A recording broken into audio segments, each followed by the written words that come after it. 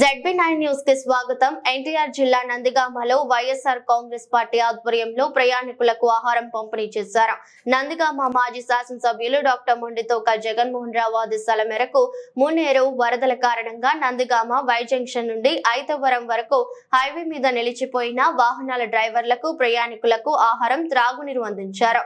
ఈ కార్యక్రమంలో వైఎస్ఆర్ కాంగ్రెస్ పార్టీ నాయకులు వైఎస్ఎన్ ప్రసాద్, నల్లాని అయ్యన్న, బొలినేని శ్రీనివాసరావు, నాయుడి ఉదయలక్ష్మి, చాగంటి రవికిరణ్ రెడ్డి, నల్లాని క్రాంతి, ఆవుల విజయ్, చందు, ఇతర నాయకులు, కార్యకర్తలు పాల్గొన్నారు.